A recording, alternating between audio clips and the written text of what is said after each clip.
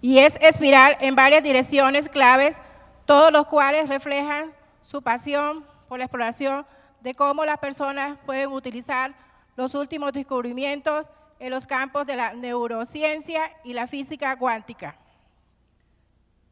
No solo para curar enfermedades, sino también para disfrutar de una vida más plena y feliz. El doctor Joe Dispenza es impulsado por la convicción de que cada uno de nosotros tiene el potencial para la grandeza y las capacidades ilimitadas.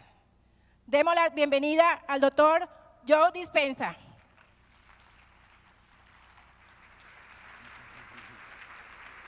Thank you.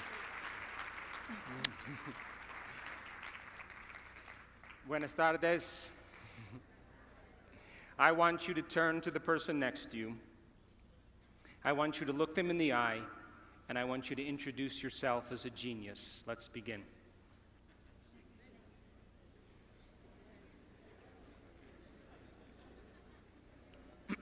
Now, how many people in this audience believe in the idea that the way you think has some effect on your life? That your thoughts are intimately connected to your future? How many people think that? So your thoughts in some way create your reality. You believe that? So how many people in this audience have a clear vision of their future? You see, you think 60 to 70,000 thoughts in one day. Out of those 60 to 70,000 thoughts that you think in one day, 90% of those thoughts are the same thoughts as the day before. So if you believe that your thoughts somehow are connected to your life, then the same thoughts always lead to the same choices. The same choices always lead to the same behaviors. The same behaviors create the same experiences, and the same experiences produce the same emotions. And those very same emotions drive the very same thoughts. And your biology, your neurocircuitry, your neurochemistry, your neurohormones, and even your genetic expression is equal to how you think, how you act, and how you feel. And how you think, how you act, and how you feel is called your personality.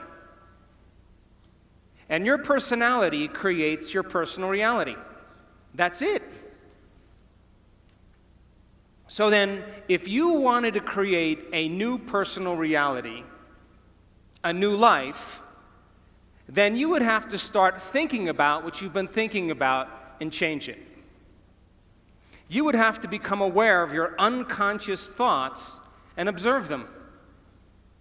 You would have to pay attention to your automatic habits and behaviors and modify them. And you would have to look at the emotions you live by every single day that are connected to your past and decide if those emotions belong in your future. You see, most people try to create a new personal reality as the same personality, and it doesn't work. You literally have to become someone else.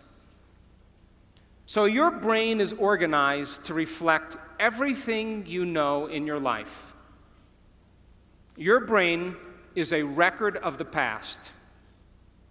It's an artifact of all the things you've learned and experienced to this moment. So if you wake up every morning and get out of bed on the same side, shut the alarm clock off with the same finger, shuffle into the bathroom and use the toilet like you always do, go and get a cup of coffee and drink coffee out of your favorite mug, then get in the shower and wash yourself off in the same routine way, drive to work, get to work, see the same people that push the same emotional buttons, do the same things that you've memorized and do so well, then hurry up and go home, and hurry up and check your emails, and hurry up and check your Facebook, and then watch your favorite television show, then hurry up and go to bed. Here's my question. Did your brain change at all that day? We could say that you were thinking the same thoughts, performing the same unconscious actions, living by the same emotions, but secretly expecting your life to change. So there's a principle in neuroscience. And the principle says, nerve cells that fire together wire together.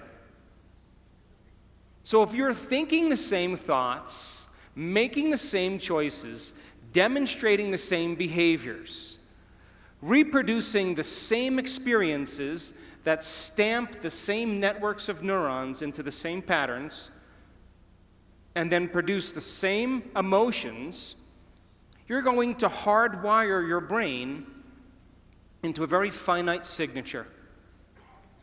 Because as you fire and wire the same circuits in the same way, those circuits begin to become more connected.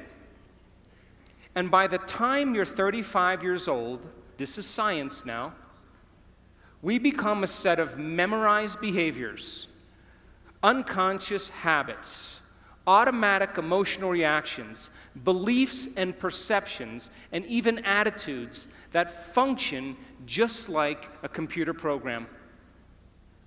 And if you do something over and over and over again, the repetition of those actions over time conditions your body to know how to do it well, better than your mind. And a habit is when your body knows better than your mind, where you've done something so many times that the body now knows how to do it better than the brain. And so 95% of most people's behaviors, attitudes, thoughts, beliefs, emotional reactions are subconscious programs. So why is that important? Because you're here this week to learn new information. And every time you learn something new, you make new connections in your brain. That's what learning is. Learning is forging new synaptic connections. Physical evidence as a result of your interaction in the environment and the footprints of consciousness is called learning, making new connections. And the Nobel Prize laureate Kandel in the year 2000 found that when people learned one bit of information, they doubled the number of connections in their brain from 1,300 connections to 2,600 connections. But if they didn't review that information, if they couldn't repeat it, if they couldn't remember it, those circuits pruned apart in hours or days. So if learning is making new synaptic connections, then remembering is maintaining and sustaining those connections. And you are here this week to learn vital information about creating a future and be defined by a vision of the future instead of the memories of the past. Because if you are not defined by some vision that is bigger than you, and you are not passionate about that vision, then you're left with the old hardware of the past in your brain, and you will be predictable in your life. So would you agree then? New thoughts, new information should lead to new choices. New choices should lead to new behaviors. And new behaviors should create new experiences. And new experiences should produce new emotions. And those new emotions should drive new thoughts. And that's called evolution. So if your brain is a record of the past, and you don't have a vision of the future, then you are living in the past. And you will never arrive at that new future. How many people understand what I'm talking about? So now, feelings and emotions are the end product of past experiences. And you can remember experiences better because you can remember how they feel. And when you're in the midst of an experience, all of your senses plug you into the environment. And as you're gathering all of this vital data from your external world, all that information rushes back to your brain, and it causes jungles of neurons to organize themselves into networks. The moment those neurons string into place, the brain makes a chemical, and that chemical is called a feeling or an emotion. And once you feel that emotion, you create a long-term memory. Now reason this with me. If feelings and emotions are the end product of past experiences, and you are feeling the same way every single day, doesn't that mean nothing new is happening in your life?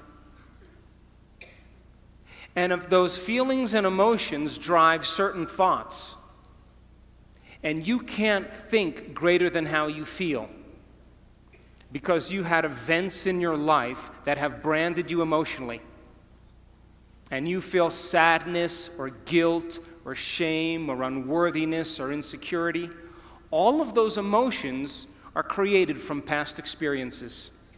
And when you feel those emotions, and those emotions drive certain thoughts, and then those thoughts make certain chemicals for you to feel the same emotion, and then those emotions drive certain thoughts, the repetition of that cycle then conditions the body to memorize that emotional state better than the mind. And now your body literally is in the past.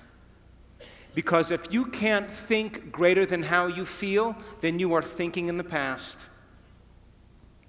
And so most people then spend the majority of their life talking about why they never arrive at their vision of the future because of some past experience. And so if feelings and emotions are the end product of past experiences, you remember your first kiss, you remember your wedding, you remember the birth of your children, you remember catching a fish off the coast of Manzanillo with your 3 best friends, because you caught the fish and it was a new experience and you felt great. And then you went to the casita and you cooked the mahi-mahi and you drank Sauvignon Blanc and the wind was blowing off the sea and the sun was setting and you made a long-term memory. But you also have memories that are connected to trauma and crisis, to disappointments. And those are the memories that people remember more than anything else. And so if you haven't overcome some emotion that keeps you anchored to the past, then you tell a story about the past. And people say, I am this way because of this experience that happened to me 15 years ago. I am this way because of some event that happened 30 years ago. And from a biological perspective, it means I haven't been able to change in the last 15 or 30 years. And Scientific American, a prestigious magazine, says that 50% of what you talk about in your past isn't even the truth. You make it up. Because you don't have the same brain that you did 15 years ago or 30 years ago. So then your brain and body are typically in the past because thoughts are the language of the brain and feelings are the language of the body. And how you think and how you feel creates your state of being. So if you think insecure thoughts, in a matter of seconds, you are going to feel insecure. The moment you feel insecure, your brain is monitoring how you're feeling, and you think more insecure thoughts. which then makes you feel more insecure. And the repetition of that cycle conditions the body to become the mind of insecurity. And then the person says, I am insecure. And whenever you say, I am anything, you are commanding your mind and body into a destiny. So then, how do people change? They wait for crisis, trauma, disease, diagnosis, loss.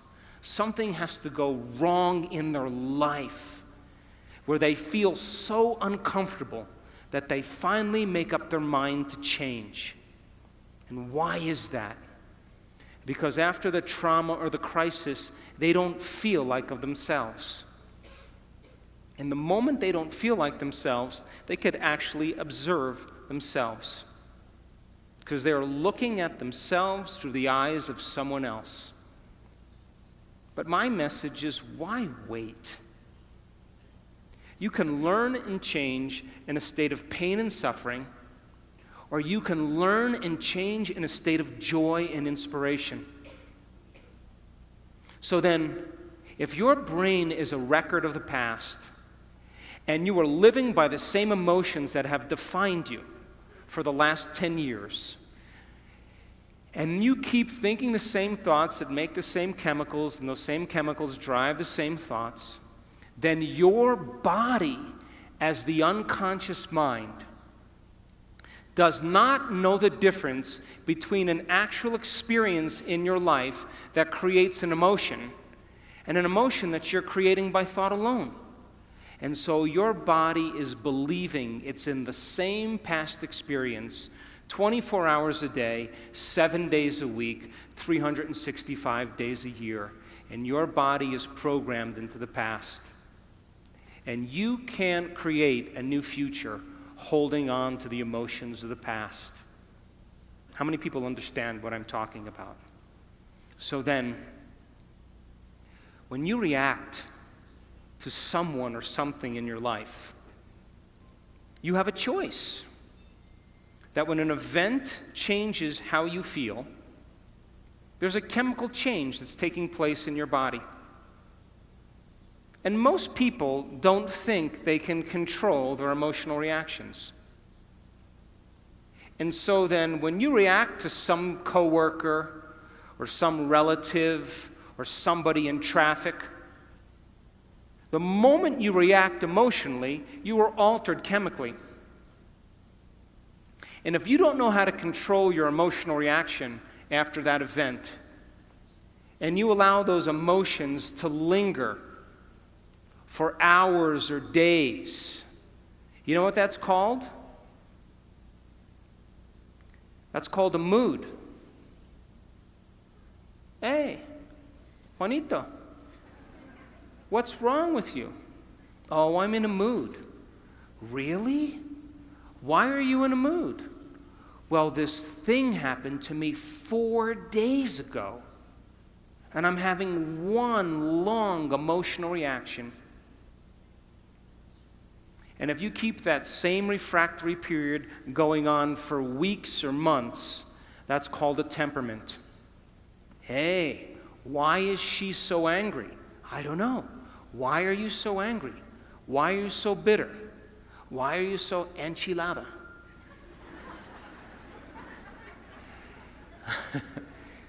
Because I had this experience 7 months ago, and I'm memorizing my emotional reaction.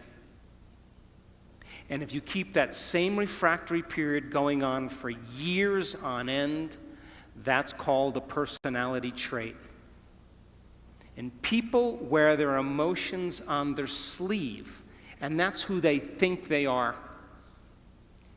And they will talk about the past to validate why they're not creating the life that they want.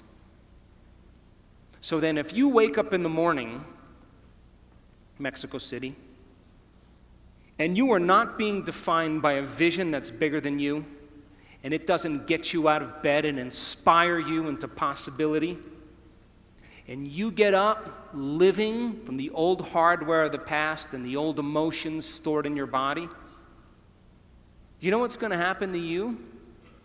You're going to wake up and you're going to open your eyes and you're going to see the same people and go to the same places and do the exact same thing at the exact same time. And the moment you open your eyes, all of a sudden now, it's your external environment that's controlling how you think and feel.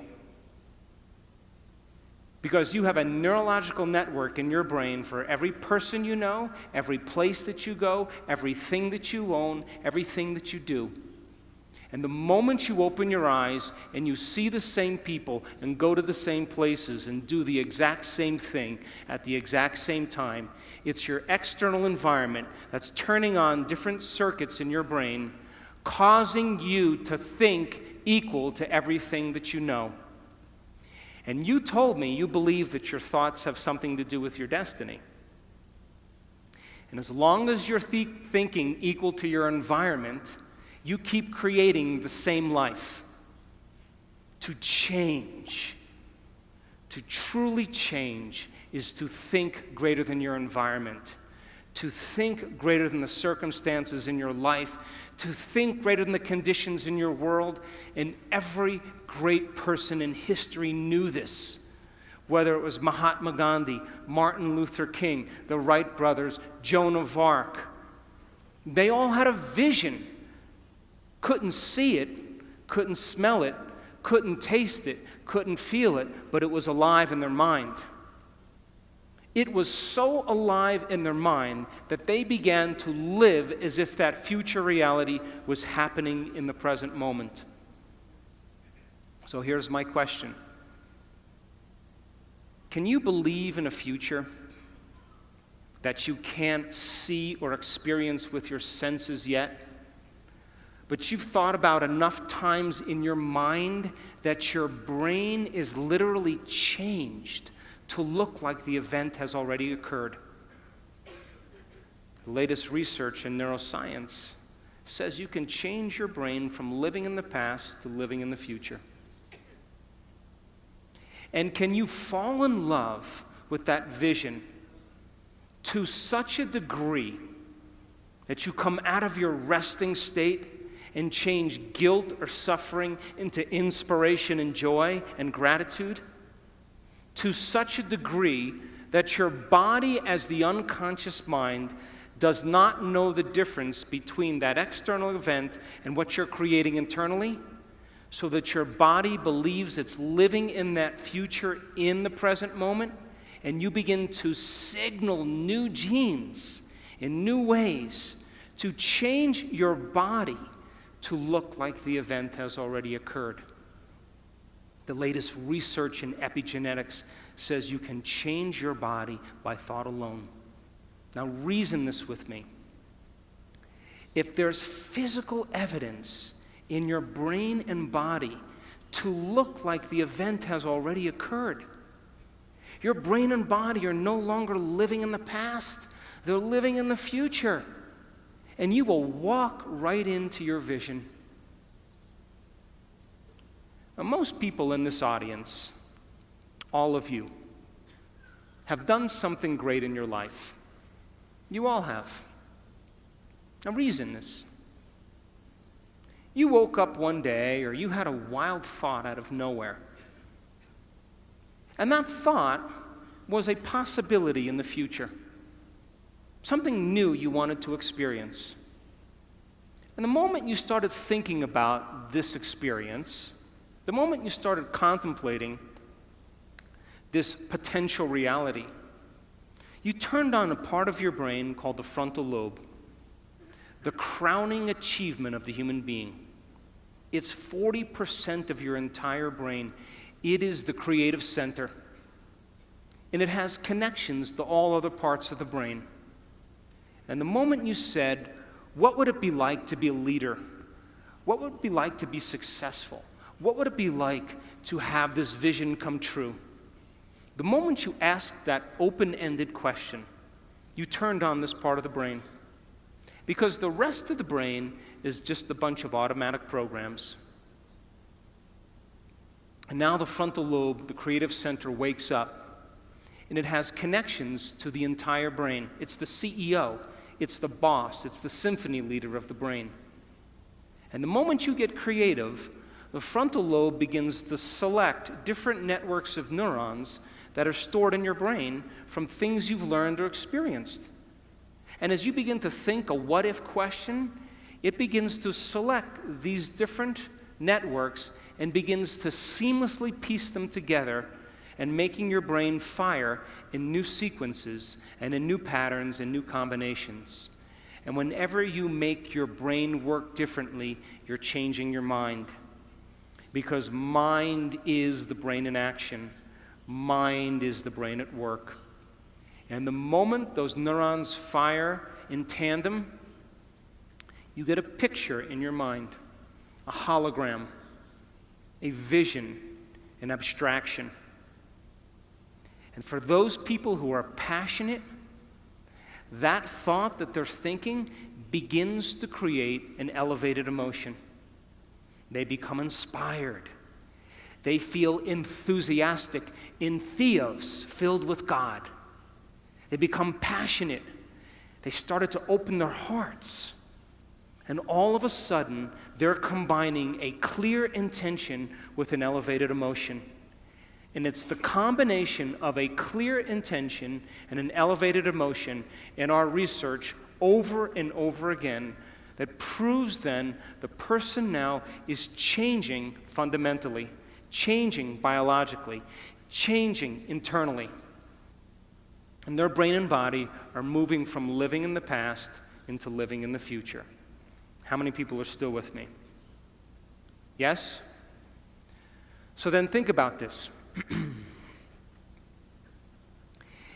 When you do that, when you had that moment, you came out of your resting state, and then you started to write down all the things you were going to do to get to that vision, all the choices you were going to make,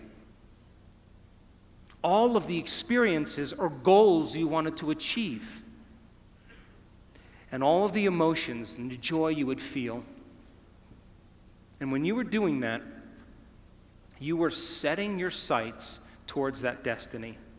And then you did something really brilliant. You wrote down the choices you weren't going to make. You became aware of the behaviors you weren't going to demonstrate. You began to review certain experiences you wanted to stay away from. And then you looked at the emotions that would bring you to a lower level, and you began to separate the old self from the new self. And when you begin to do that, and you're observing the old self, it means you're no longer the program. Now you're the consciousness observing the program. And that's when you begin to objectify your subjective self. Now reason this. Let's say you've had some pretty rough experiences in your past. And those experiences caused you to feel sad and unworthy and guilty and judgmental. And you've gotten so used to feeling guilty and unworthy and judgmental that that's just feels normal to you. And then because you feel kind of victimized, then you blame people and you complain and you make excuses and you feel sorry for yourself, and that's your personality. And all of a sudden you say, today, I'm not going to do that any longer, because that's the old self. And then you start off your day and it goes really well for about 2 hours. And then all of a sudden, the moment you realize that you're no longer making the same choices as the day before, you are going to feel uncomfortable. It's going to feel unfamiliar. It's going to be uncertain. There's going to be some unpredictability. And we now know that people would rather hold on to their guilt and unworthiness than to step into the unknown, because at least they can feel something. And so the moment you stop making the same choices that you always make, get ready because it's going to be uncomfortable. And that's the moment you're heading towards the new self. And we call it stepping into the river of change. But now, remember, 95% of who you are is your body as the mind. You know, you've done something enough times that your body does it better than your brain. So you may actually complain unconsciously because your body does it all the time. And all of a sudden you say, no complaining, no more blaming, no more feeling sorry for myself, no more talking about other people. I'm going to stop. You know what happens, don't you? The body starts sending signals to the brain. The body's been conditioned that way. And all of a sudden, you start hearing the thoughts in your head that say, why don't you start tomorrow? Tomorrow's a better day. This is too hard for me. I can't change. Something's wrong with me. It's my mother's fault. It's my ex-husband's fault. It's my ex-wife's fault. I'm this way because of this event. Or the most important one, this doesn't feel right. And the moment you respond to that thought as if it's true, that thought leads to the same choice, which leads to the same behavior, that creates the same experience, that produces the same emotion, and the person says, this feels right. That feels familiar. Going from the old self to the new self, stepping into that void, stepping into that uncertainty, is the biological, the neurological, the chemical, the hormonal, genetic death of the old self.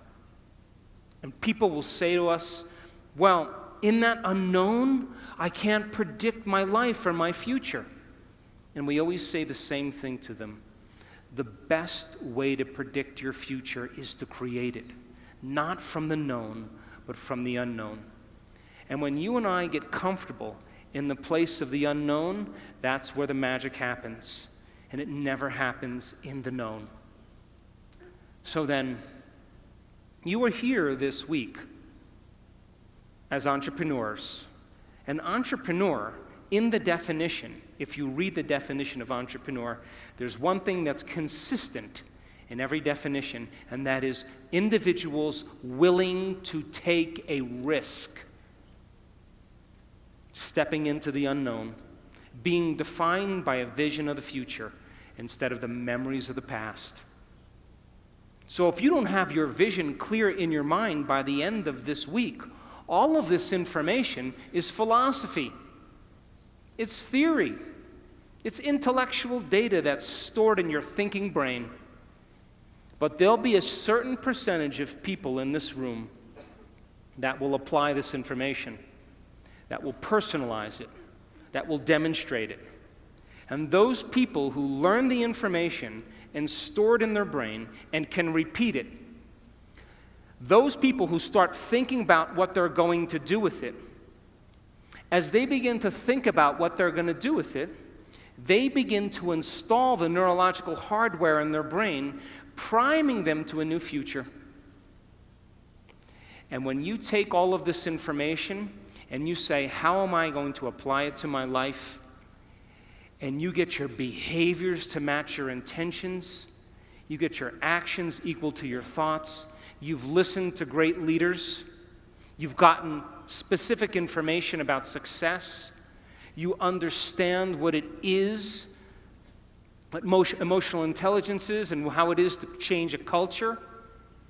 And you start applying it to your life. If you're able to do it, you are going to have a new experience. And that new experience is going to enrich the circuits in your brain, because that's what experience does. And then you're going to feel like a leader. You are going to feel successful. You are going to feel clear. And the moment you feel that feeling, now you are teaching your body chemically to understand what your mind has intellectually understood. We could say that knowledge is for the mind and experiences for the body. And in that moment, you are embodying leadership. You are embodying success. You are embodying clarity. Why? Because the emotion is the experience in chemical form. And the moment you feel that emotion, you're teaching your body chemically to understand what your mind has intellectually understood. You are embodying knowledge. But now here's where the expert comes in.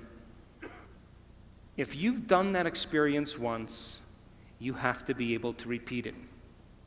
And great people in the world who are uncompromising, they keep working to reproduce the experience. And if you can reproduce that experience over and over again, neurologically and chemically, you will condition your body to become the mind of it. Now it'll be innate in you. It'll be second nature. It'll be easy. It'll be familiar. It'll be common. It'll be automatic. You've done it so many times that it is now who you are. So our job's then to go from philosopher to initiate to master. From mind to body to soul. From knowledge to experience to wisdom, and from thinking to doing to being. And you and I have all the biological and neurological machinery to do this. But some people will get all of this information and it'll be philosophical. They'll never apply it. Those people who actually apply it and have the experience once will think that that's defining them. But people who really embody and make it innate in them, the true leaders of the world, it becomes who they are. They don't have to think about leadership. They are leadership. They don't have to think about success. They are success. It's become who they are. And so I want to show you some slides now to piece this all together so you begin to understand exactly what I'm talking about.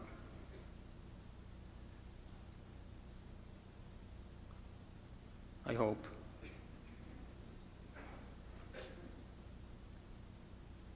Here we go. So our research, and we've worked with many companies in the United States and in Mexico and in Europe. We've worked with Sony Entertainment, we've worked with Cisco, we've worked with Coca-Cola, we've worked with Pepsi, we've worked with a lot of different companies around the world. And we know that if you give people information, wow, this is a weird clicker. Huh?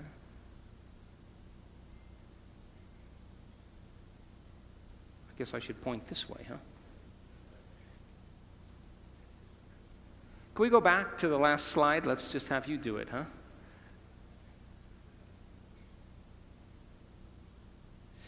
We know that if you give people, is there no laser on this? Maybe my battery's dead. I have the what? I have a pointer? Come up here and show me. There's a pointer here.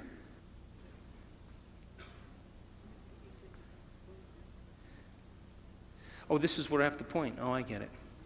If you give people sound information, and then they can repeat that information, they're wiring it in their brain. They're creating a new model of understanding. If you show them how to apply that information, if they do it properly, they will have some type of transformation. That transformation isn't something that causes people to feel bad or unworthy. It causes them to open their hearts. It causes them to feel joy, to feel gratitude. They feel differently. And if you're able to then create that elevated emotion and you teach people more information, they will continue to transform themselves, and that's called evolution.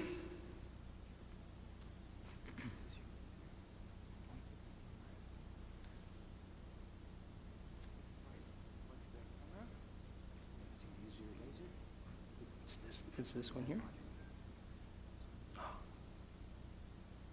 Is it there?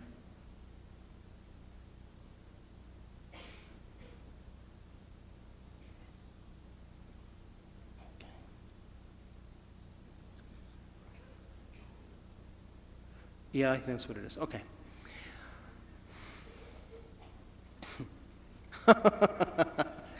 Oh, God. I'm pointing it at you. Oh, down there, way down there. Look, I'm pointing it down there. I'm hitting forward.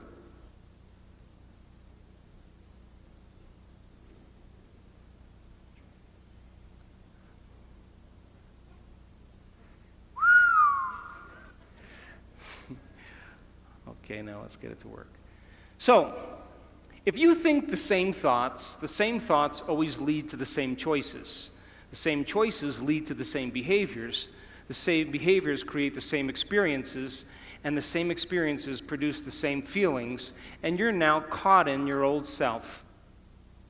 But new thoughts should lead to new choices, and new choices should lead to new behaviors. New behaviors should create new experiences, and new experiences should create new emotions, and that should inspire evolution.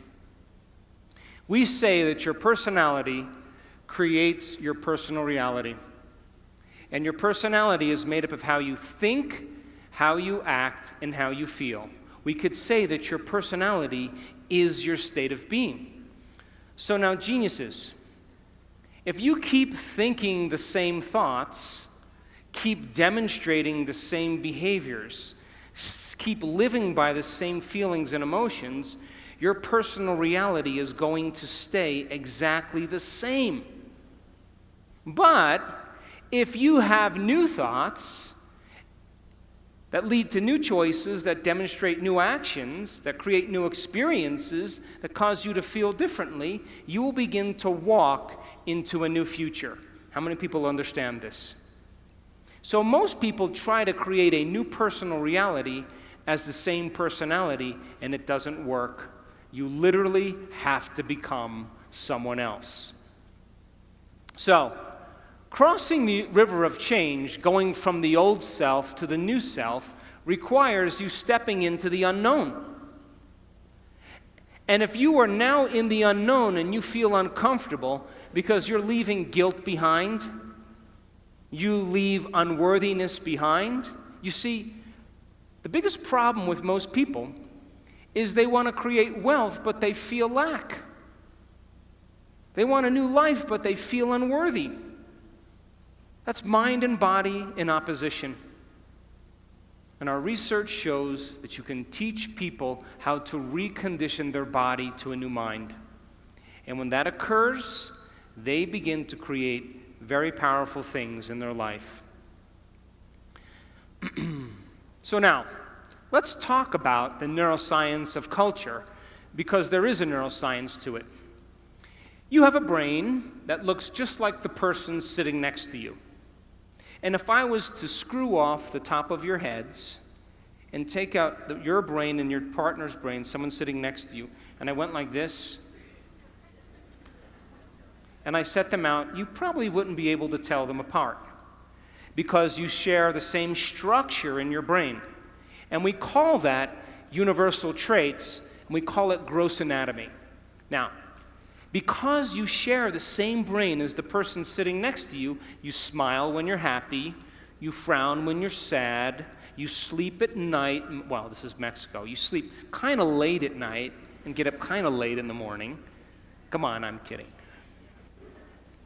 And, you grab a stick the same way, we speak a language, and because we share the same gross anatomy of the brain, we have very universal traits that we have in common. How many people are with me? But now, how your brain is wired is your individuality. And that's the minute architecture or the minute structure of the brain. So then, your brain is wired different than the person next to you because you have different experiences. But if you share the same experiences because you're in a relationship, then you have similar brains that are kind of relating. And relationships are built on common experiences. If we share the same experiences, we share the same emotions. And if we share the same emotions, we can relate with each other. So then, think about it like this. You have a hand. And because you have a hand, you have the same hand as the person next to you. There's only a certain amount of things you can do with your hand. But now, what makes you unique is your fingerprint. That gives you your individuality. And that is really the minute anatomy of something related to a hand. Are you with me? So now, what is the division that unifies both the universal traits and our individual traits? And the answer is culture. Culture. And culture is defined by the environment in which you live, the environment in which you work, the environment of your family. An environment is made up of just a few things. Are you ready? People, objects, things, places, time, pets, and that's pretty much your environment. So then, the culture of Mexico City, if I keep asking, I'll get it, huh?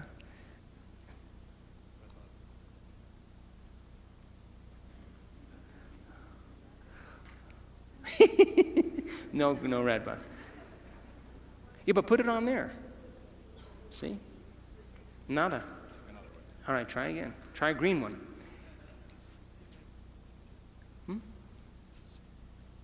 Okay, we're doing good. So the culture of Mexico City is defined by the environment.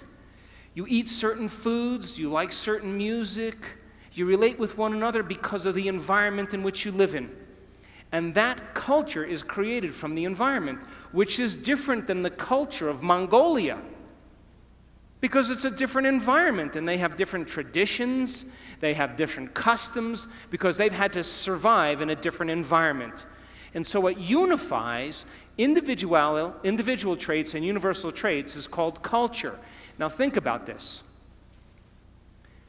Most cultures are defined by the customs they have, the traditions, the language, their survival skills, their habits, their attitudes, their beliefs, their history, their arts, their social structures that have unified them as an individual culture. Are you still with me? So the people you work with, the people you relate with, the people you interact with, you share a similar culture that bonds you both as an individual and as a species called human beings. And Mexicans are different than Australians because they live in a different environment and they have different traditions. You still with me? But we could say then that culture typically is defined by things that have worked in the past. So then, most cultures then have a choice. To create a new culture means then you have to define your culture as a vision of the future. But most people, their cultures are based on the past-present reality. What does that mean? We are in a changing world, and the world is changing faster than most people can keep up. And if you are going to stay defined by a memory of the past, you will not keep up with this culture because we are creating a global culture. So then, what defines the vision of the future to change a culture? And the answer is a very clear intention, a clear purpose combined with an elevated emotion. And when you combine a clear intention, like a vision of the future, along with an elevated emotion of inspiration and joy, you will create an empowered individual. But here's the problem. To the materialist who's waiting for their wealth to show up to feel abundant, they're in their past. The person who's waiting for the success to feel empowered is in their past. The person who's waiting for their healing to feel wholeness, they're in their past. The person who's waiting for their riches to come to feel gratitude, they're in their past. They're materialists. In other words, you have to feel empowered in order for your success to show up. You have to feel abundant for your wealth to find you. You have to be in gratitude for you to create the life that you want. And by you teaching your body emotionally what that future could feel like ahead of the actual experience is changing your biology. Because most people wait for something outside of them to change how they feel inside of them. And when something outside of them changes how they feel inside of them, they pay attention to whoever or whatever caused that, and they create a memory. That's the old model of reality of cause and effect, waiting for something outside of you to take your pain away inside of you. The new model of reality is about causing an effect. That means then you have to feel gratitude every day for your new experience to occur. You can't wait for your success to feel empowered.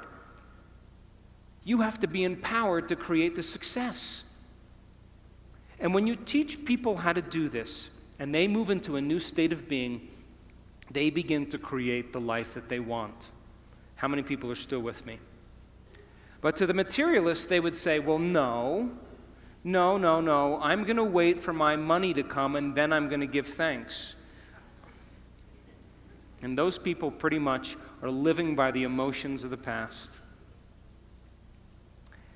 And if you're living by the emotions of the past, you are viewing your future through the lens of the past, and your vision will fade. Because when you bring up an elevated emotion, you will see the vision clearly. And leaders in history that changed the world knew how to change a culture. Look at Martin Luther King. He talked about justice and then got enough people inspired that they felt empowered enough to do something about it. People came out of the resting state. And so then you share the same brain as Martin Luther King. And being defined by a vision of the future begins to change a culture. But most people have the same thoughts or the same intentions, and they live by the same familiar emotions, and for the most part, they're in their past. So the future then is created by a clear intention and an elevated emotion, now listen closely, that you have to cultivate in your inner environment of thoughts and feelings. But most people, by the old self, are living from past memories that are created from knowledge and experience from something that happened outside of them. Some experience or trauma that defined them. And getting a person beyond the old self, then, is the great work. That's what we're here for. So, we've studied motivation, and I can tell you, without a doubt, that the highest form of motivation in any culture, in any group of people, is what's called purpose motivation, duty motivation, or mission motivation. You know what that is? To have a vision to change a culture that's bigger than you, to instill change in the world. Look at Elon Musk. How many people know who he is? Elon Musk, he created Tesla Motors. You know him? You know who he is? He created an electric car that can go from 0 to 60 in less than 5 seconds. And before him, electric cars were like golf carts that crawled along the road. And he said, I'm going to do this. I don't know how I'm going to do it, but I have a vision. And I'm going to get the best engineers in the world. And instead of creating a new product and selling it to a corporation, I'm going to get a group of people to share the same vision as me. I'm going to change the world by changing our reliance on oil. And I am going to make a difference in the world, and I am going to make a lot of money.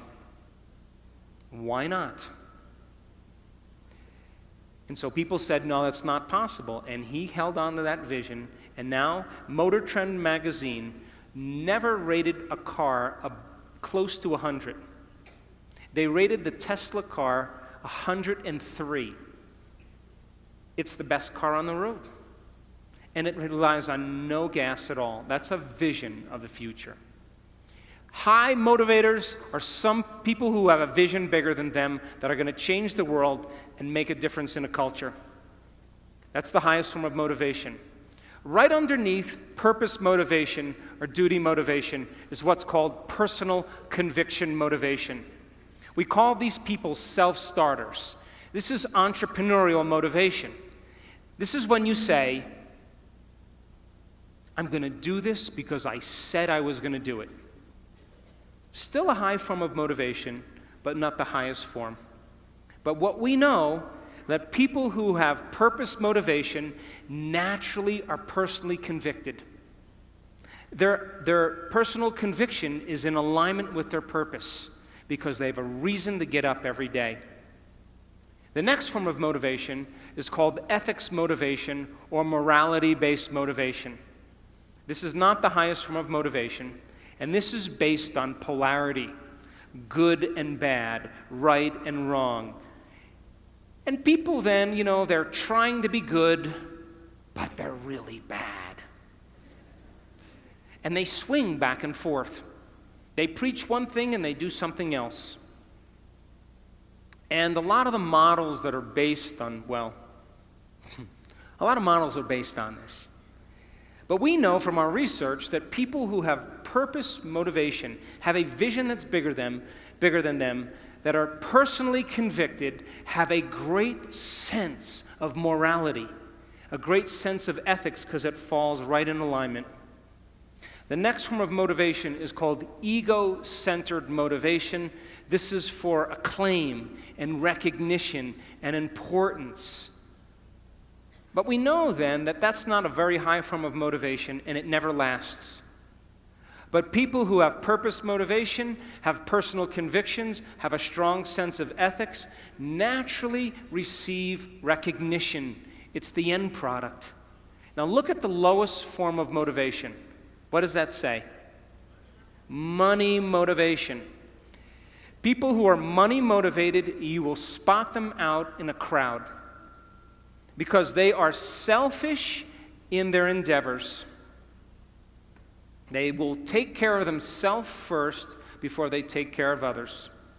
It's the lowest form of motivation, but our research shows if you have a vision that's bigger than you, that's to change something, where you contribute to the whole, you have strong personal conviction, a strong sense of ethics, already receiving recognition and don't even need it, the money always comes. It's the natural flow. And we call that, in our work, affluence. You know what the word affluence means? To flow to you. People who are affluent don't go and get anything. People who are affluent have it come to them. That's who they are. It's a reflection of their state of being. How many people are with me? So then, when you have a purpose or a vision or a mission or an intent that's bigger than you, it means it signifies something that's ongoing. You could have a purpose to go east, and there's never an end to east. You could have a purpose to be healthy. There's always more health to have. You could have a purpose to be wealthy. There's never an end to wealth. You could have a purpose for knowledge, and there's never an end to knowledge. It signifies a direction. My purpose is to transform individuals in order to transform a culture. And I'm clear on that purpose, and it gets me up in the morning every single day. So then,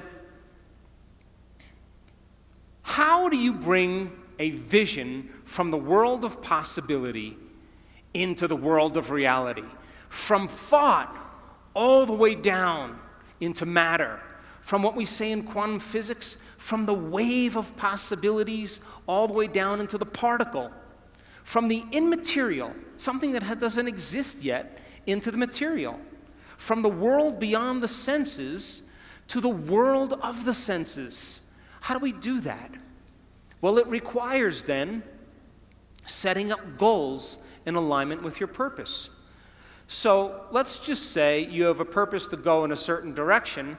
Your purpose signifies a direction, but your goals should always be in alignment with your purpose. And people who have goals in alignment with their purpose, their goals are a natural side effect of them being on purpose. What do I mean by that? Let's just say you lived in the United States, and you were living in Los Angeles, and your purpose was to go east. So you may set up the first goal to go from Los Angeles to Arizona. That's a short-term goal. And if you arrived at Flagstaff, Arizona, you would know that you were on purpose. Yes? And then you said, okay, my next goal is to make it to Santa Fe. I should say New Mexico. And if you arrive there, then you may go to Amarillo, Texas, and then, of course, Little Rock, Arkansas. All of these are in a direct alignment with going east, and then finally to Atlanta, Georgia. And if you kept clear on your purpose and you kept clear on your vision, then those goals would be a natural effect of you being on purpose. How many people are with me? So when you set up the goals in alignment with your vision or your purpose, and you arrive at your goal, that's how you know you're still on purpose. So then what about getting healthy? You may say, okay, I want to lower my heart rate. That's one of my goals. I want to lose, 10 kilos. I want to have more energy. I want to wear a new wardrobe and have a new relationship. This is the short-term goal at the beginning, and the long-term goal is at the end. And as long as you keep making the same choices, demonstrating the same behaviors, reproducing the same experiences, feeling the same way, you'll arrive at all of those goals. What about becoming abundant? You may say you want to be wealthy, and to me it doesn't matter. Wealth is a state of mind. You may want to start a new business. Once you start that new business, you may want to hire 2 new staff employees in 6 months. Then you may say you want to buy a company vehicle. And of course, then the next one is buy a new house. And then ultimately what? Make $1 million? Why not? If that's your goal, to reflect your purpose, then you should arrive at it. Are you still with me? How about learning knowledge? Is there ever an end to knowledge? You may want to get an associate's degree. And then you may want to get a bachelor's degree. And then you may want to get a master's degree. You may want to get a doctorate degree. And then you may want to finally do research. But all of those things are in alignment with your purpose, is it not? So what about this? Exploring space. Could you then, we placed the monkey in a spaceship. That was our first goal. Then we created satellites. And then we made it to the moon. And now we got technology to explore Mars. And then, of course, a distant planet. And ultimately enter the galaxy. So it would look like this. We send the monkey out into space, then we create a satellite, we go to the moon, we go to Mars, and as long as our goals are along the line of our vision, we'll always arrive at our destiny. Now, I want you to understand that there is a very specific formula for excellence. And the formula requires a person who has a clear purpose. But there are 2 other ingredients that put this together. The first thing is called competence. You know what competence is? Somebody who does something really well. The more competent they are, the better they are at doing something.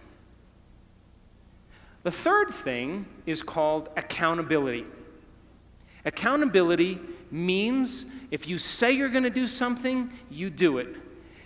And if someone asks you to do something, you do it really well. And if you combine a person who's on purpose with a high level of competence and accountability, you have excellence in an individual.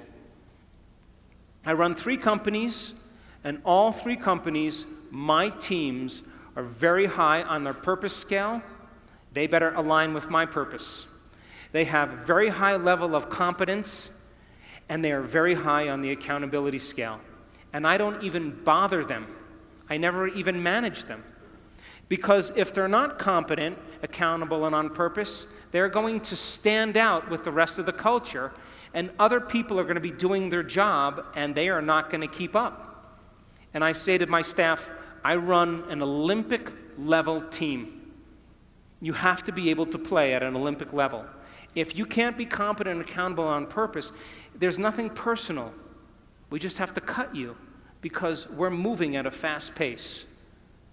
So now, if you look at what it takes now to maintain a healthy culture so that a group of people can work well together, it requires the same three things.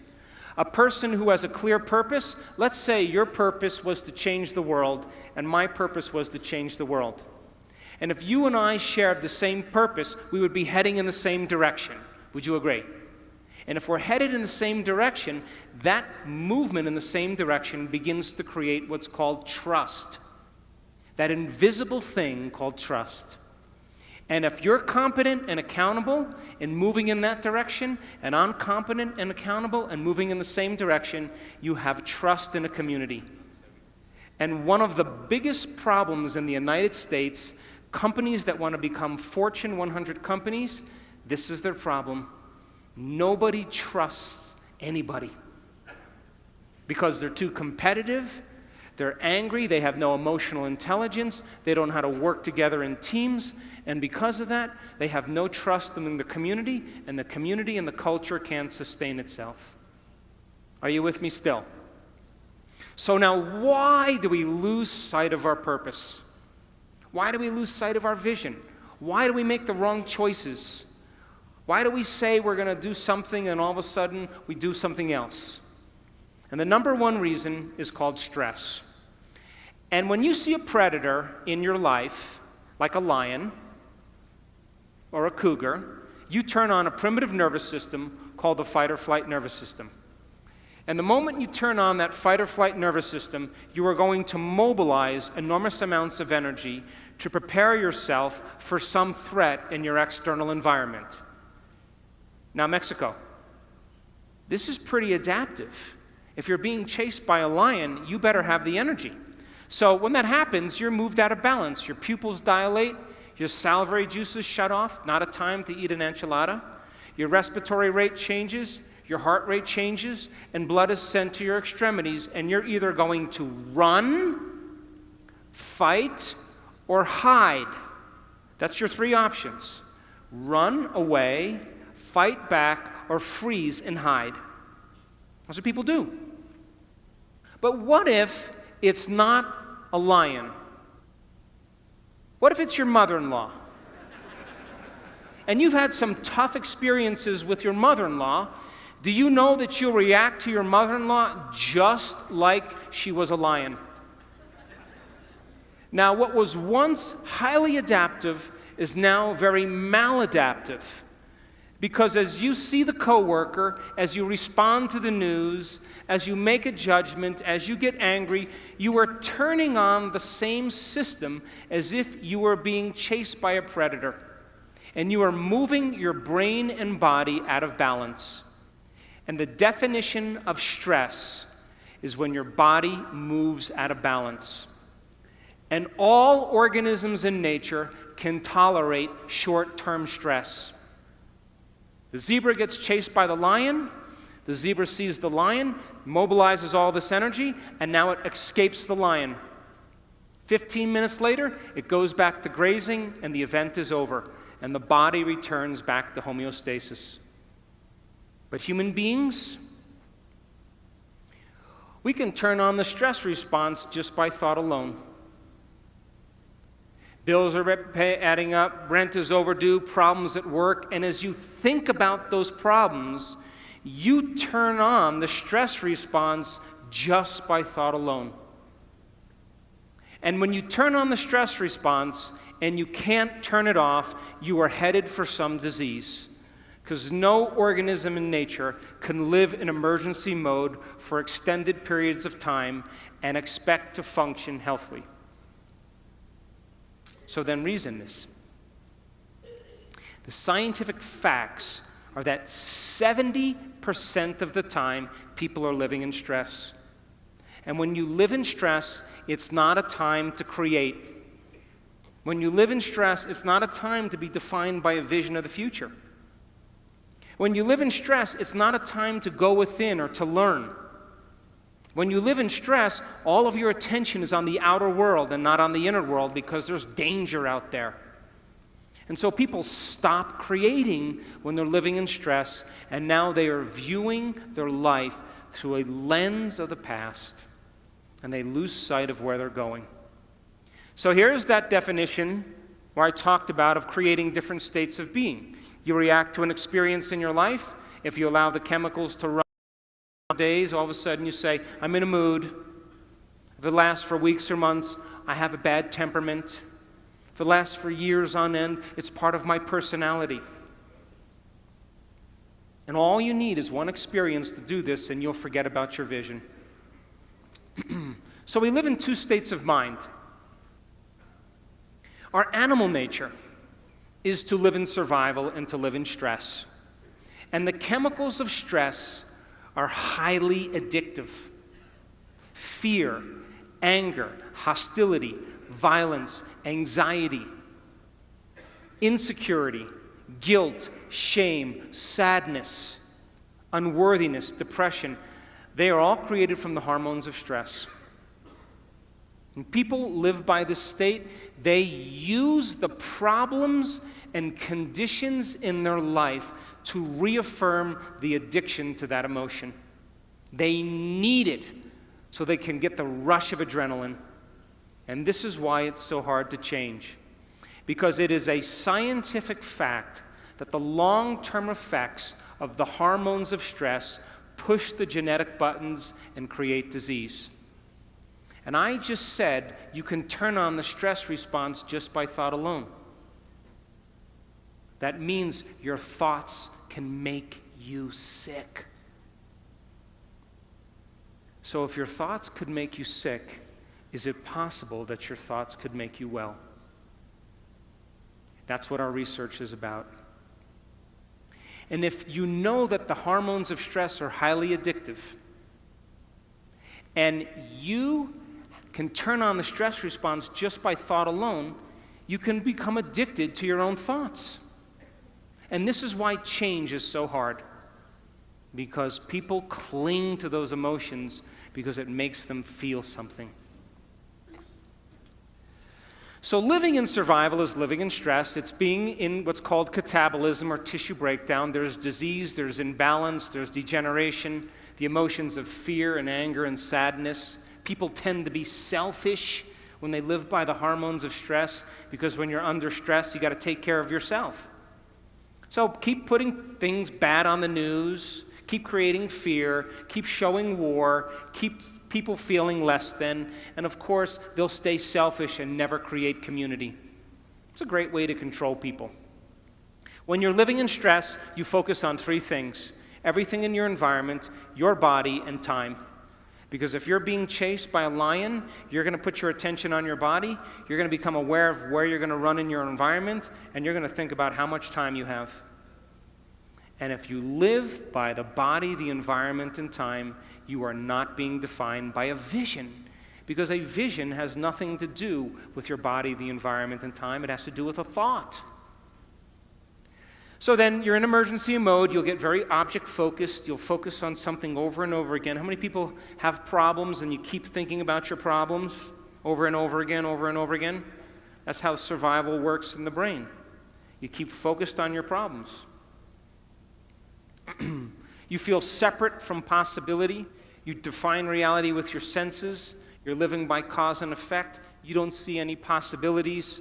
Of course, your brain and heart are incoherent. We've measured this thousands of times.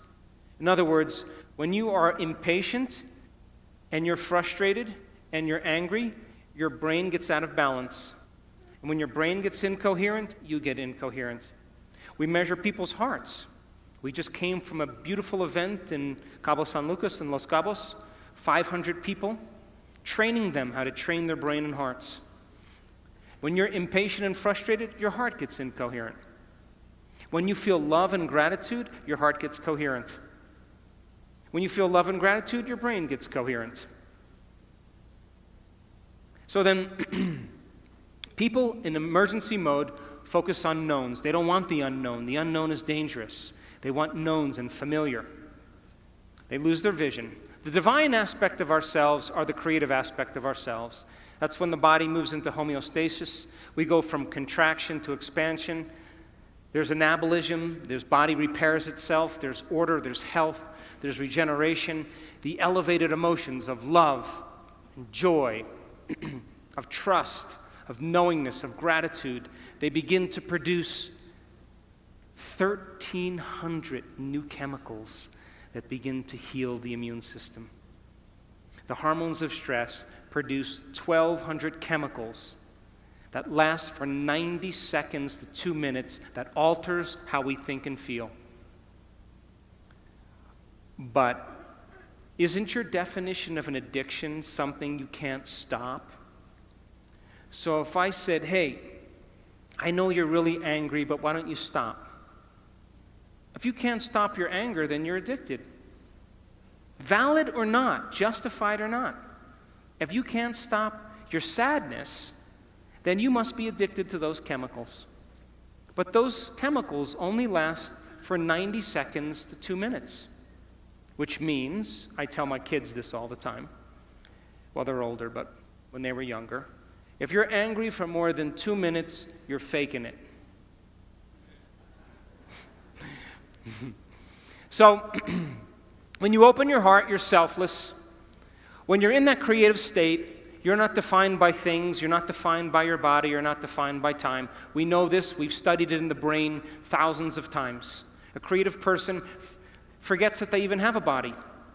They forget about the things and people in their life, they forget about time. They're in the creative state. And my definition of creation is when you forget about yourself. You go from selfish to selfless, and that's when you're at your best. We've proved it thousands of times. Of course, energy is created. There's always growth and repair. People tend to go from a narrow focus to possibility, to an open focus. They feel connected to their vision. They feel connected to people. They feel connected to something greater. They're already defining reality beyond their senses. They're living no longer as a victim, which means most people think unconsciously that their personal reality is creating their personality. If your personal reality is creating your personality, then you're a victim. But if your personality is creating your personal reality, you're a creator.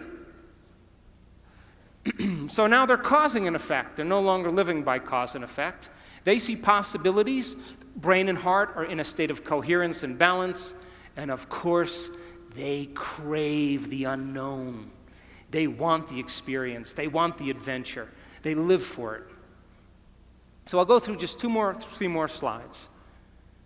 So then if your purpose is to go east, and all of a sudden you head to Phoenix, Arizona, or Missoula, Montana, or Miami, Florida, or Boston, Massachusetts, you've lost sight of your vision, and which means you had some thought that led to some choice, that led to some behavior, that created some experience, that produced some feeling or emotion, and you gave up on your vision. You went back to the old self. So you may say, God, I want to be healthy, but you made the wrong choice.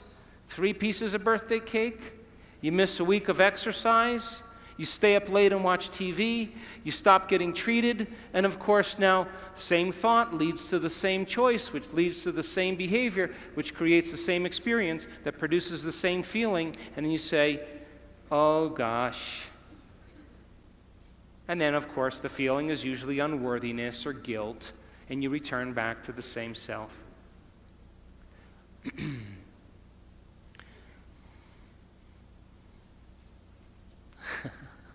I want to show you one slide, okay?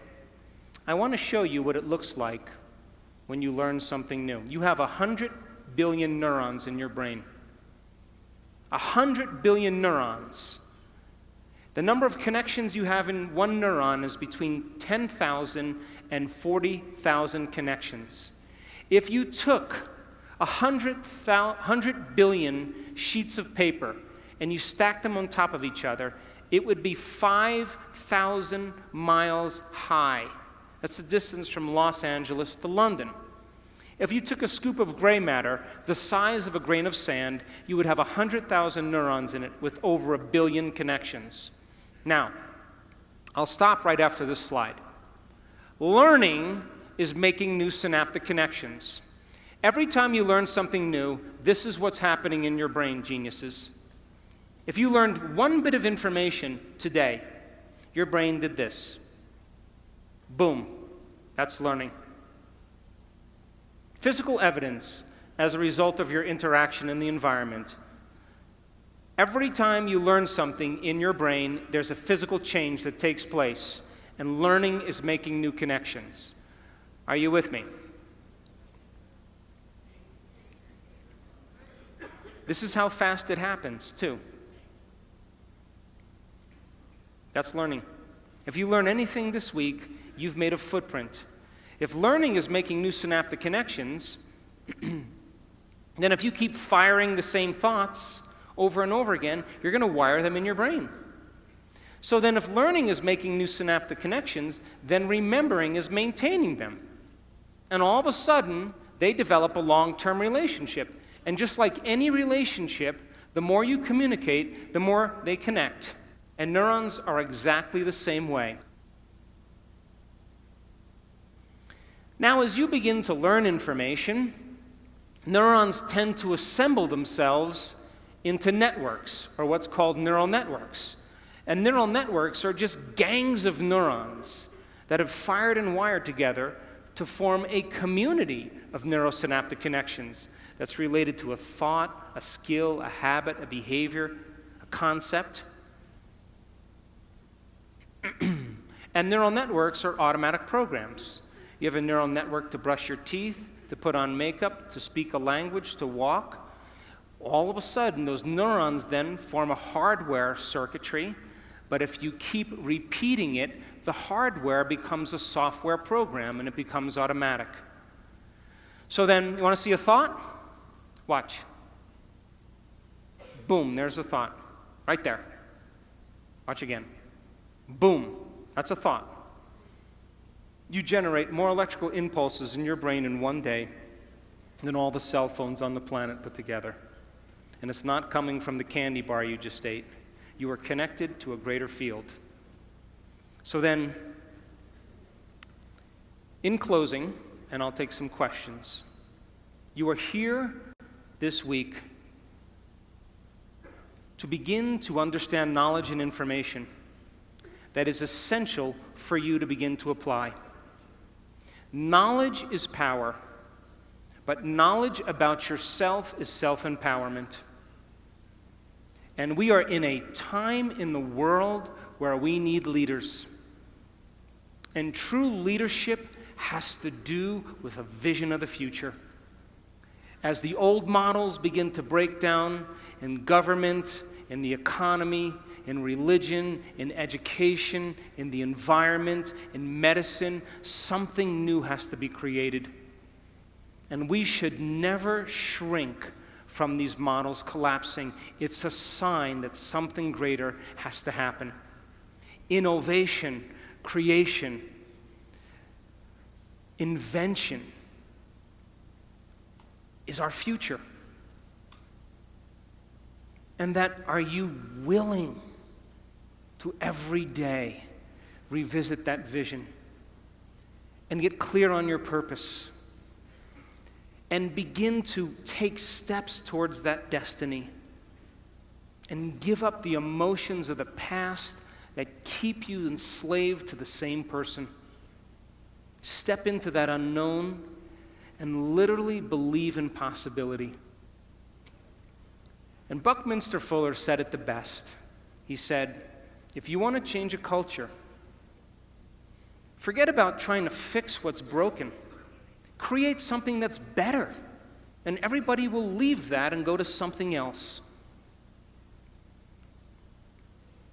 And so people around the world are waking up because we are in an age of information.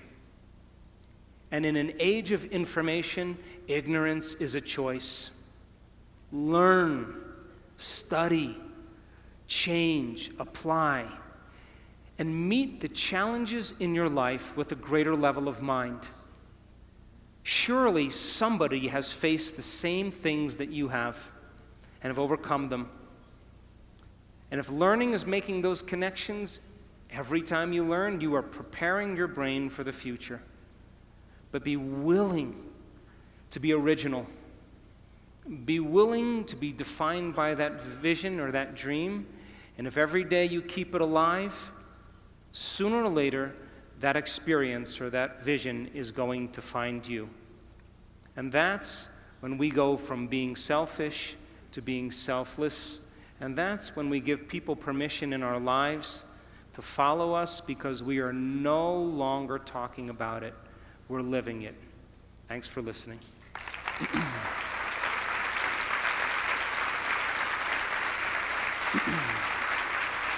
Thank you.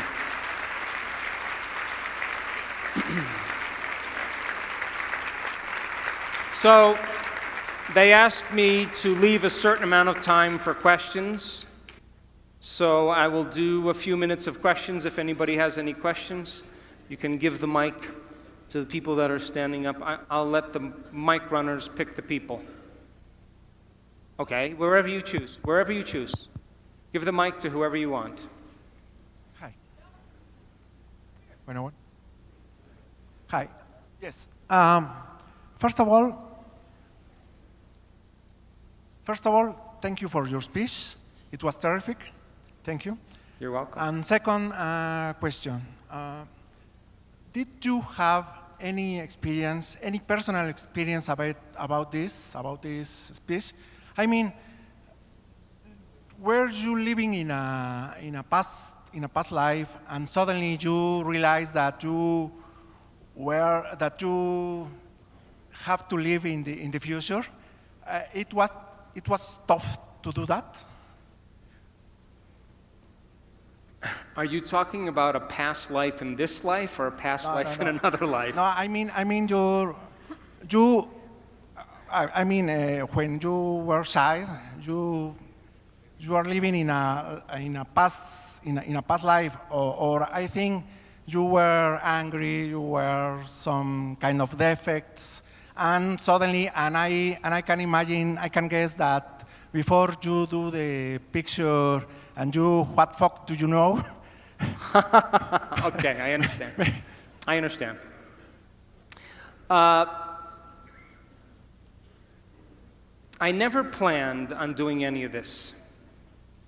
In 1986, I was in a triathlon in Palm Springs, California, and I was on my bicycle, and I was making a turn to pass some cyclists. And as I made the turn to pass the cyclists, I got run over by a truck. And I broke 6 vertebrae in my spine, and I had bone fragments on my spinal cord. And the doctors, 4 experts, told me I would never walk again and I would be paralyzed. So in order for some people to wake up, they need a wake-up call. And that was my call. I decided against the surgery, a radical surgery where they take out the entire back part of my spine and screw in these rods. I decided against the surgery in 1986, and I thought, I'm not going anywhere, I'm not doing anything. Let's see if I can heal this with my mind. Now, nobody at this time had any idea that it was even possible. As a matter of fact, the doctors thought I hit my head on the ground and that I had a head injury, because nobody said no to them. But you know, when you're trying to create something like a miracle, you will always be considered a fool or insane, because nobody else is doing what you're doing. It's unconventional.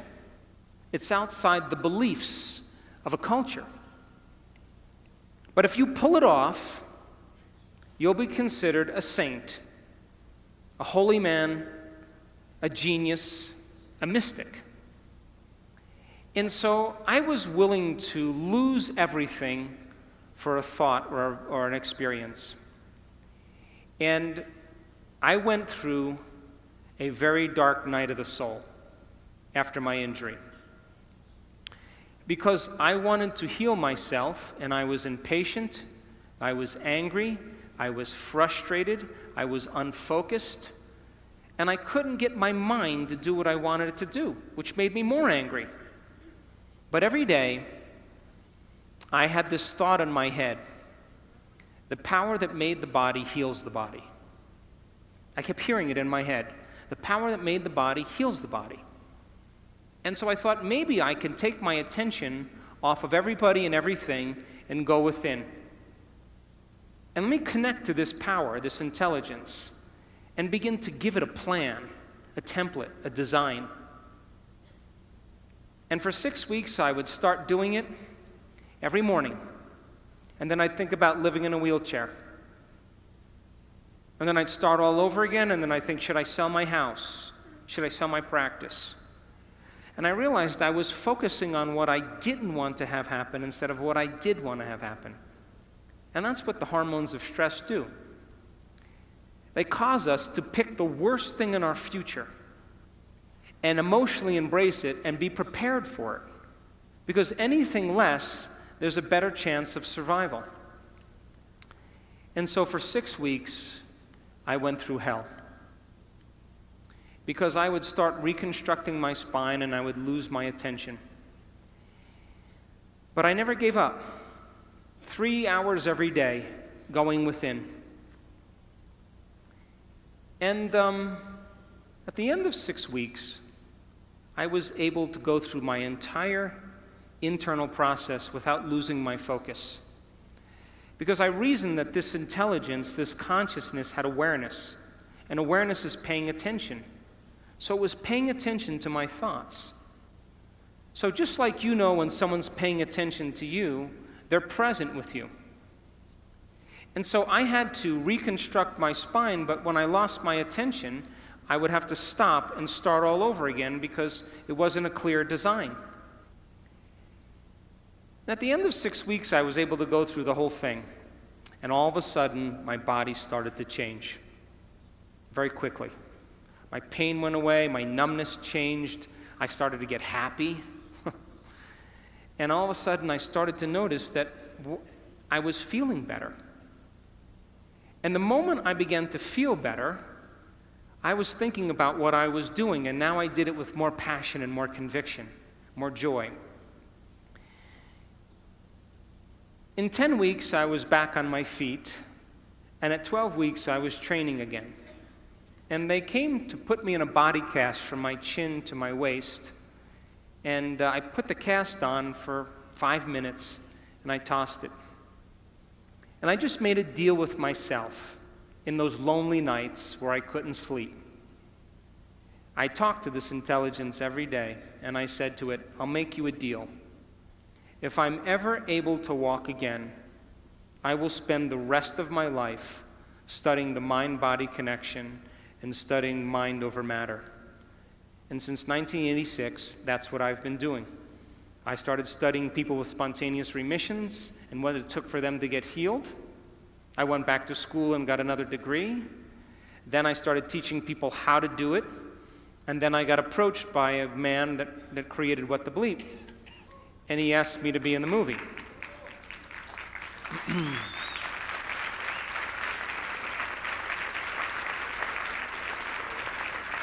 But there were 2 questions that people asked after What the Bleep. Number 1, how do you do it? That's a good question, huh? The second question is, if your personality creates your personal reality, and I have to change my personality to create a new personal reality, why the hell is it so hard to change? I thought that was a great question. And so we started teaching workshops and teaching people how to change. And in the beginning, we didn't see much change. And now, 10 years later, we are measuring people doing the uncommon. We are measuring people doing the miraculous, of healing themselves of diseases, of creating better lives for themselves. I just came from Los Cabos, and the miraculous was happening at that event. Common people like you are doing the uncommon. And you don't have to be a Buddhist monk. You don't have to be a nun with 40 years of devotion. You don't have to be an academic. You don't have to be a scholar. It's time that common people are privileged enough to do the uncommon. And we've measured people and made scientific history in the last 3 years that you will never see in any neuroscience journal. And they were just people just like you. And now when people ask me, is change possible? I have no doubt in my mind. In my last book, I said, hey, how can you give somebody a sugar pill or a salt injection? And a certain percentage of those people will accept, believe, and surrender to the thought that they're getting the real substance. And without any analysis, they begin to program their autonomic nervous system to make their own pharmacy of chemicals that matches the exact same chemical they think they're taking.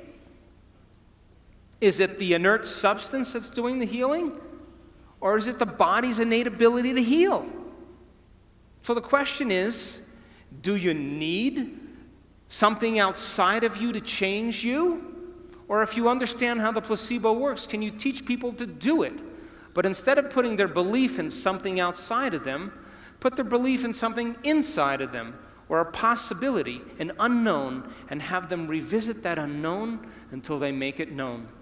Because if 81% of people who have depression, if 81% of the people who are in a depression study are healed by a placebo, 81% are healed by a placebo, it means they're making their own pharmacy of antidepressants.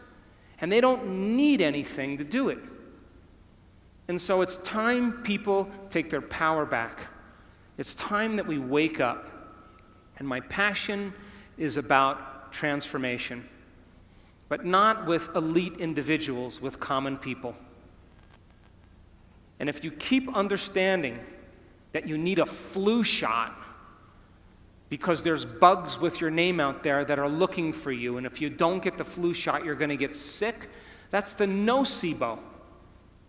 Then when you don't get it, you'll get sick, and then you'll need a pharmaceutical. That's programming. But when people break out of that illusion and they begin to take their power back, they're no longer controllable. And now, you're talking about a race of individuals now that are believing in themselves more than anything else. And that's where we're going as a community in this world.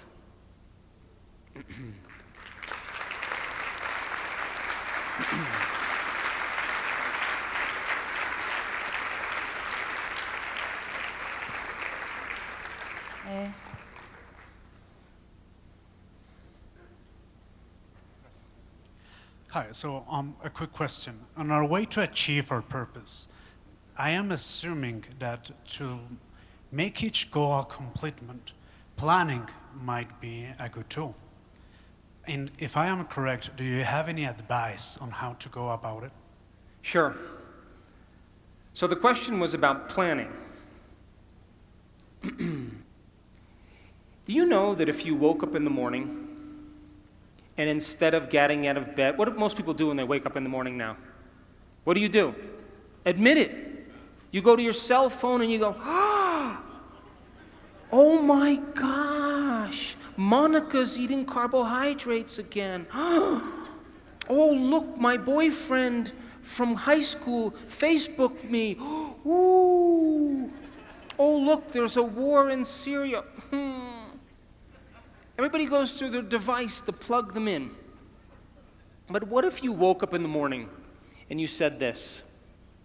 What is the greatest expression of myself that I can present to the world today? What if you said, I'm going to be defined by this vision. Let me become conscious of those unconscious thoughts. Let's become so conscious of those unconscious thoughts that they'll never slip by my awareness. You know, I can't, it's too hard, nobody loves me, I'm bad. So, old circuits from the past. What if you said, no more complaining, no more feeling sorry for myself, no more judging anybody, I'm going to stop that. What if you said, I'm not going to be guilty anymore, I'm done. I'm not going to be unworthy. Those are the emotions, behaviors, and thoughts that are connected to the old self. The word meditation literally means to become familiar with. That's what it means. If you're becoming familiar with your unconscious thoughts and making them conscious, you're meditating. To know thyself. If you become aware of your automatic habits and you're so conscious of your unconscious behaviors that you never go unconscious again, you're changing. If you're familiar with your emotions and say, that's my past, those are chemicals from the past, let's leave them behind. And then you said, who do I want to be when I open my eyes? What thoughts do I want to think? What thoughts do I want to fire and wire in my brain? Let me plan my behaviors today. Do you know the very action of planning your behaviors in your mind, rehearsing what you're going to do? Do you know that mental rehearsal actually installs the circuits in your brain to look like the experience has already occurred? Now your brain is no longer living in the past, it's primed for the future. And if nerve cells that fire together wire together, you keep doing that, it's going to become familiar to you. And so then, here's the tough part. Not for Mexicans, though. If you said, I am not going to get up from this meditation until I am in love with life. I am going to leave my sadness and pain behind, and I'm going to open my heart, and I'm going to feel gratitude. I'm going to feel joy. I'm going to feel inspiration. Do you know that the moment you start creating those chemicals, you are signaling new genes ahead of the experience? And now, if you can combine in a clear intention with an elevated emotion, you are literally biologically changed. And if you can get up from your meditation feeling like somebody else, your job is to maintain that modified state of mind and body your entire day. Because if you keep cultivating that elevated emotion, it's going to become familiar to you. And if you're able to maintain that modified state of mind and body every single day, get ready. Because something unusual is going to happen in your life. It's the law. You are going to run into a new opportunity because you're in a new state of being. And that's what we teach people. To rehearse the future. And to take the brain out of the past and put it in the future. Take the body out of the past and put it in the future. But if you get up every single day feeling the same way, and you wake up and you go, oh my God, who's that? Oh, God. Wait, let me remember my problems. Ugh. You just return back to the old self. So the act of planning your behaviors, the research shows that as you begin to plan what you're going to do and how you're going to do it, you begin to change your brain to look like the event has already occurred. And you begin to prime your brain into the future and out of the past. And if you can create the emotion, you are more prone to get your behaviors to match your intentions, your actions equal to your thoughts, and your mind and body working together, and you will begin to arrive at a new destiny. We've seen it over and over and over again. Last question. One more? What time? Last question, okay? Buenas noches. ¿Dónde estás? Oh, hi. Okay. Es un honor el que yo pueda estar aquí. Yo vi su video hace unos meses de ¿Y tú qué sabes? Sí. Y Ready. creo que me estoy generando esto, el conocerlo. Yo quiero saber cómo puedo hacer un paso cuántico, cómo puedo hacer mi paso cuántico.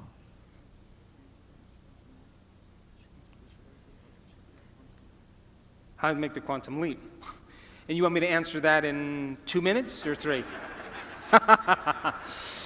Look, No. what is the simple definition of quantum? Quantum physics says that your mind and matter are so intimately connected that it's impossible to separate the two. That matter has a mind, and mind is in matter. And you can't pull them apart. And so, Newtonian physics, the world we live in, is the physics of the predictable. Okay, we're going to shoot a rocket to the moon. We need to know the distance, we need to know the speed, and because we can figure out all of those elements, we could say that Newtonian physics, we can predict where we're going. We can predict how much time it takes. But the quantum model of reality is about the unpredictable. It's about this place of uncertainty. And so in quantum physics, it's amazing because when they started studying the very tiny particles in atoms, like electrons and photons, they expected that those particles would behave like planets rotating around the sun, predictably, but they don't. They respond to mind. And so now, all of a sudden, the quantum physicist comes along to measure the electron. And the electron goes from a wave of possibility, and all that energy collapses into a particle, and it's called collapsing the wave function. They turn their back and no longer look and observe the electron, and it turns back into energy. So mind is affecting matter. So, I have drank martinis with quantum physicists till sunrise, hundreds of times. And they always say, well, the observer effect works really well for the tiny, small subatomic particles, but not for the very large. And I always say the same thing to them. Yeah, the observer does work for the very tiny and not for the very large. But what if we're poor observers? What if we can get better at observation? In other words, if you wake up every morning and you do the same thing that you've been doing for the last 10 years, then you're caught in the predictable world of Newtonian physics. And if you're doing the same thing over and over again, we can take your past and lift it up and set it on your future, and it's going to be exactly the same. So then if you're viewing your life from the same level of mind every single day, then you are collapsing the same possibilities into the same reality. So if you teach people then to find the present moment, in quantum physics, all possibilities exist in the present moment. But most people's brains are anticipating the future based on the past, and they're not present. So then it requires training. It requires people retreating from their lives and practicing finding the present moment and beginning to change their habits and their thoughts and their behaviors. However, when you live by the hormones of stress, most people don't know this, but there's an invisible field of energy around your body. And when you react to someone or something, you draw from this invisible field and you turn it into chemistry. And the field around your body shrinks. How do I know? I measured it. And now you're more matter and less energy. You're more particle and less wave. And most people then, when you are matter trying to change matter, you always try to force the outcome. You try to control the outcome. You try to predict the outcome.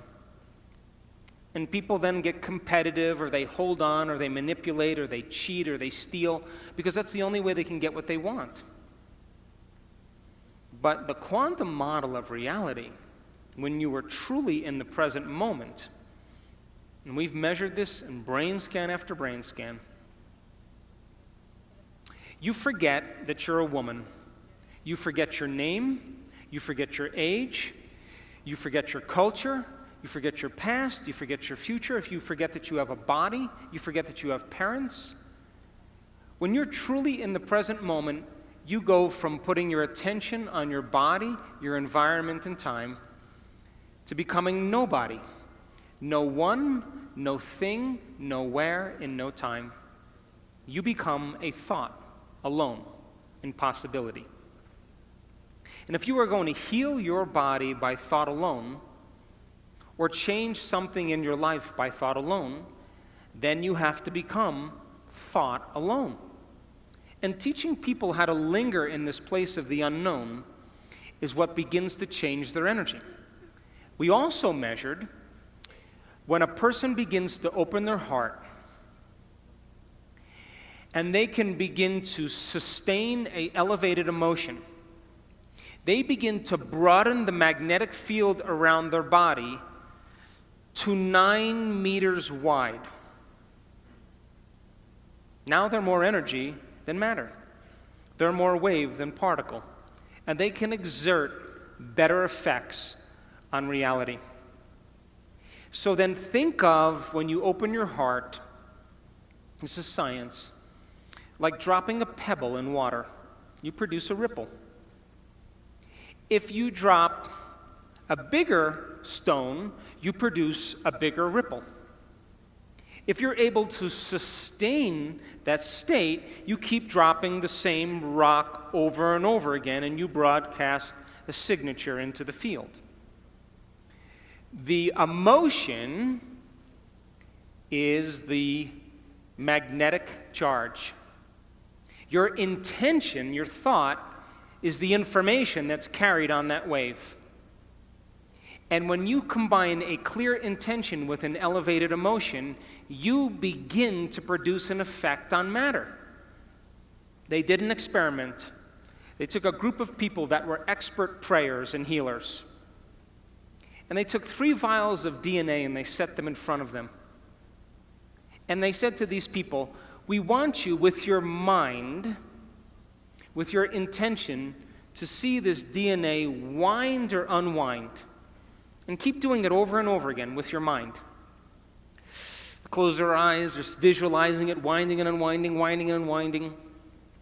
At the end of the experiment, they checked the DNA. Guess what happened? Nada.